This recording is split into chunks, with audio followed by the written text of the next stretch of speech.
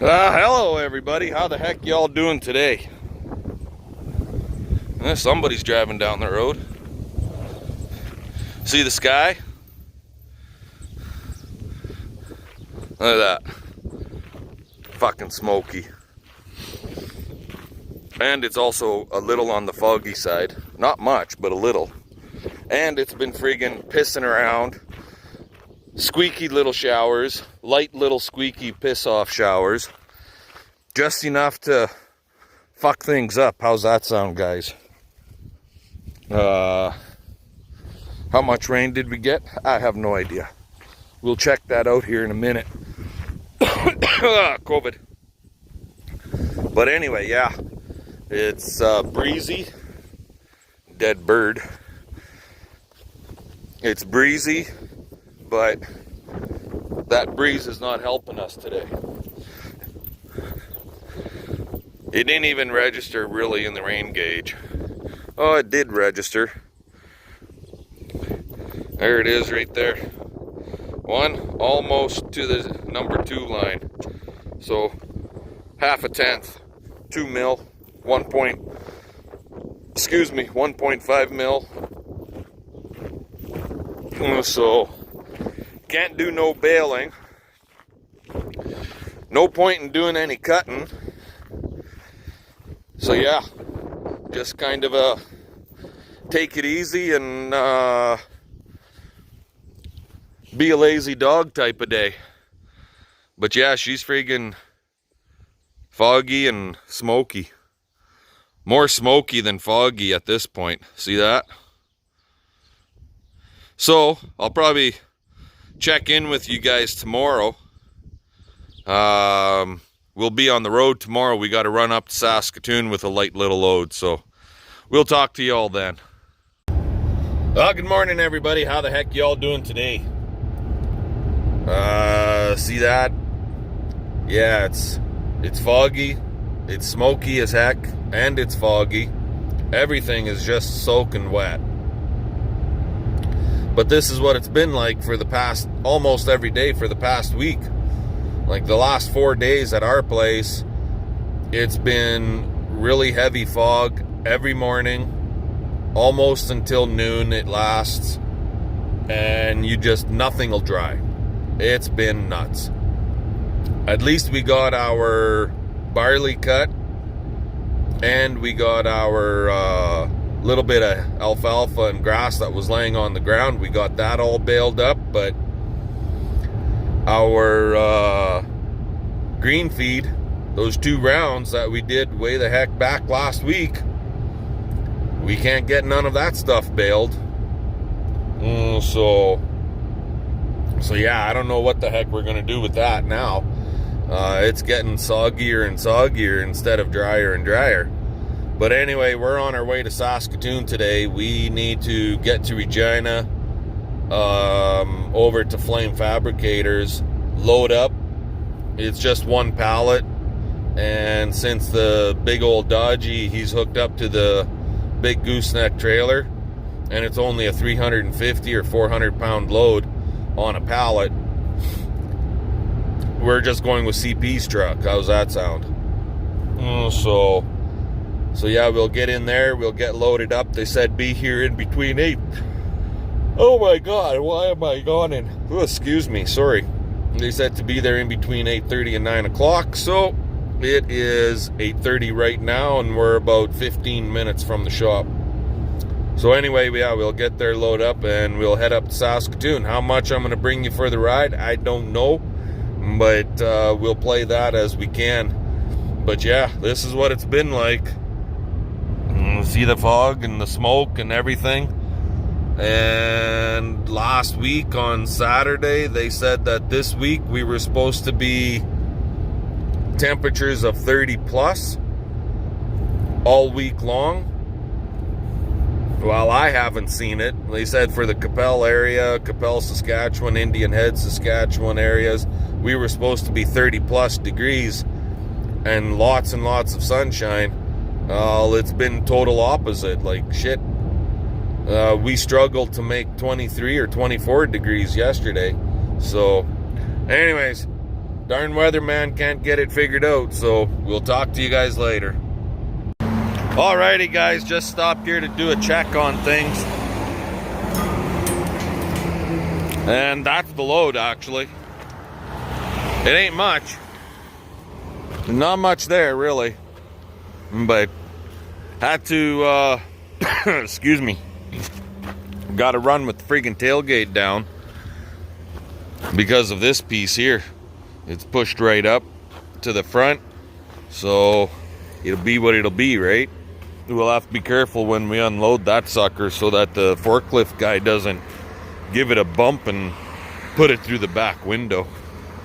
Anyway, gonna use a washroom and we'll be on our way. Well guys, here we are. We're on our way back to Regina, back home basically.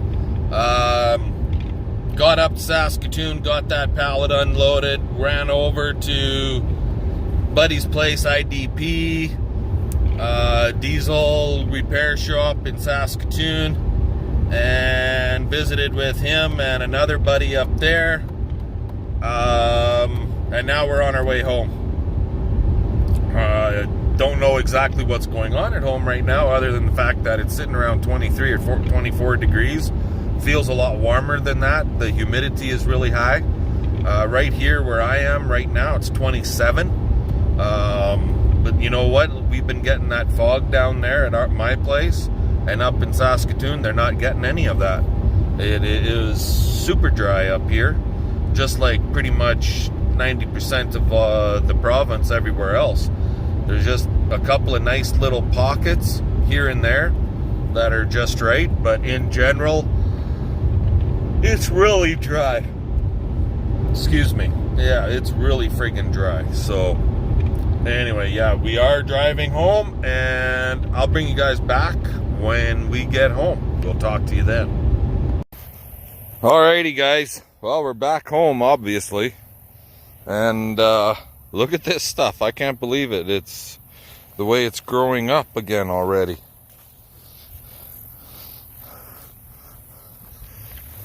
It ain't much of a swath here. Not over here anyways. It does get a lot better over that way. But even here where it's really light, underneath, you can feel it. It's just wet. So I got the feeling I'm gonna have to friggin' flip this one swath, because it was two. We raked them together, and I'm gonna have to flip it again to get it to dry down. But the stuff is growing. Like, look how it's growing up through the swath there, right? So I guess that's a good sign.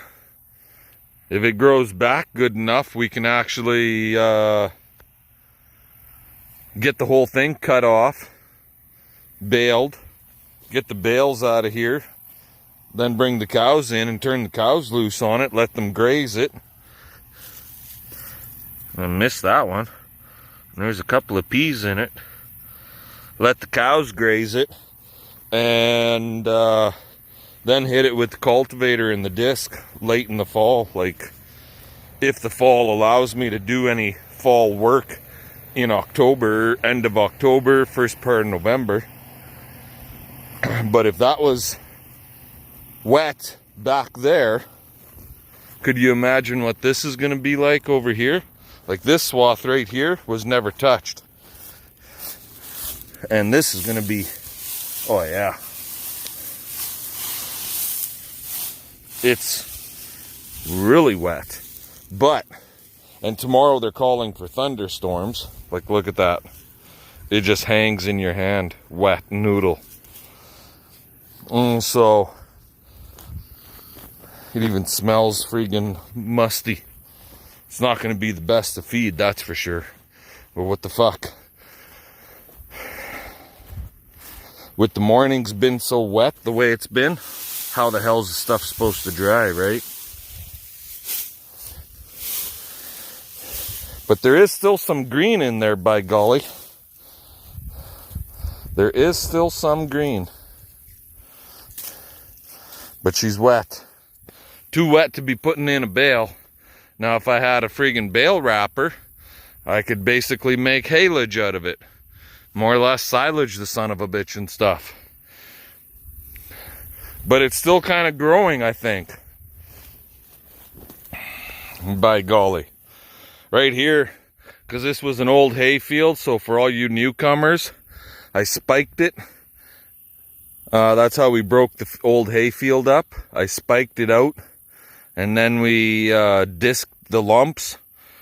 And this is old alfalfa that's coming in. That's what this stuff is here. So yeah, that's just what's going on. And if you look, the friggin' sunflower is starting to break flower. That's a sunflower right there. There's a bunch over there. And, well, I'll show you guys. CP can't get the sunflowers to friggin' bridge flower in her garden. But I'm just going to walk into the field here a little bit. Here's a sunflower just starting to grow nicely.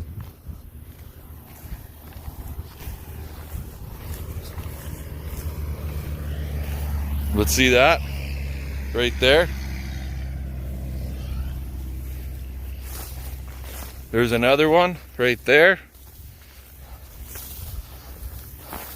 Right there. There.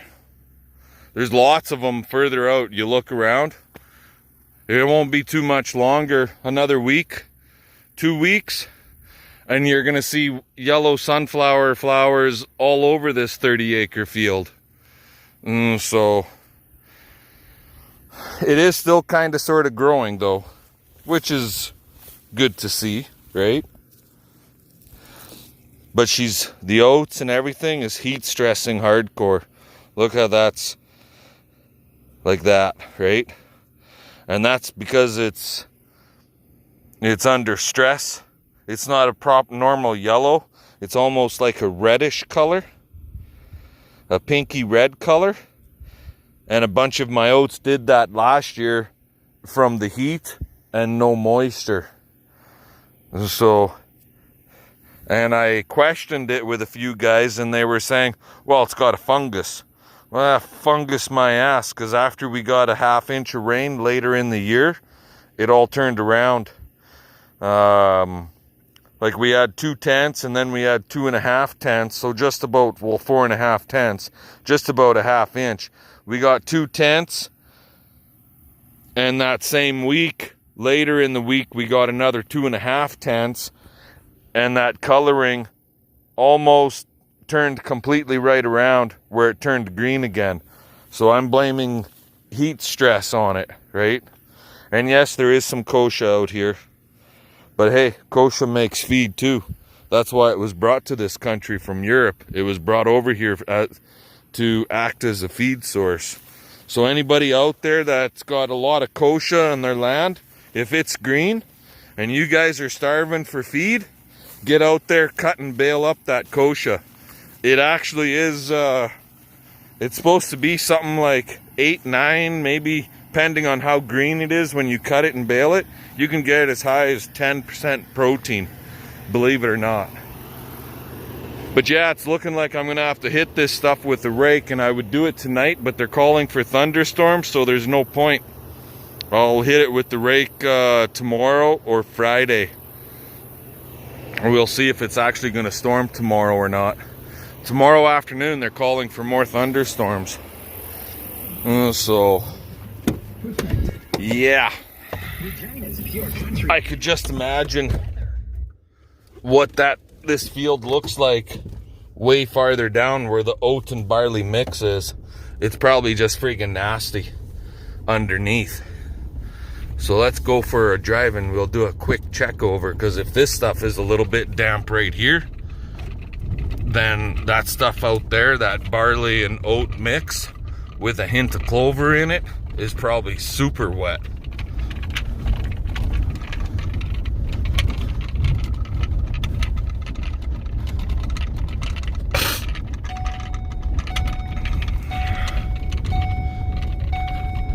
But the stuff is wanting, what we cut before, it's wanting to grow. That's a positive. In my books, that's a positive anyways.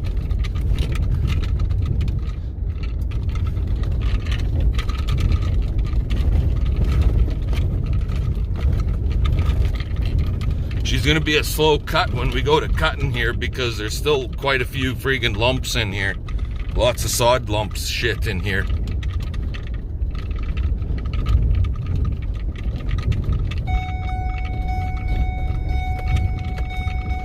This should be good enough. We could check it right here.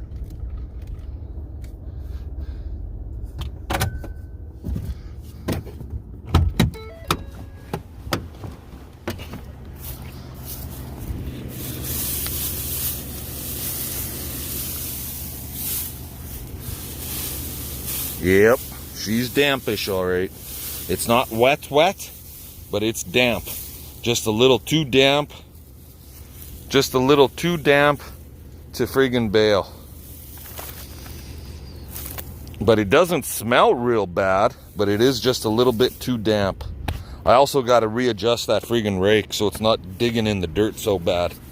I got to tighten up the spring tension on it. Alrighty, guys. So with that, give us the old thumbs up, comment, subscribe. Get out of here, you darn fly. I hate flies in my vehicles. Even in the tractor. Drives me friggin' nuts. But yeah, comment, subscribe. Make sure you tell your friends and neighbors and get them to come on board. Your family, get them to come on board and subscribe with you. Let's get that subscriber list up there. It'd be nice to see 1,000 by fall, but I don't know if we're gonna make 1,000 or not. But anyway, this is us. This is our family. This is our life. This is what we do.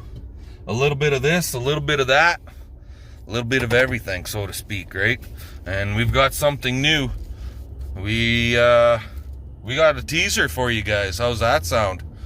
I'll give you a hint. We got ourselves a new piece of equipment, and it's red in color. And it'll be coming. We bought this thing in partnership with a friend and a neighbor, and it'll be coming our way here in a couple weeks. So you guys take a guess what it might be. It's a new piece of farming, new to us. It's not brand new by any means, but new to us. You guys take a wild guess on what it might be. Anyways,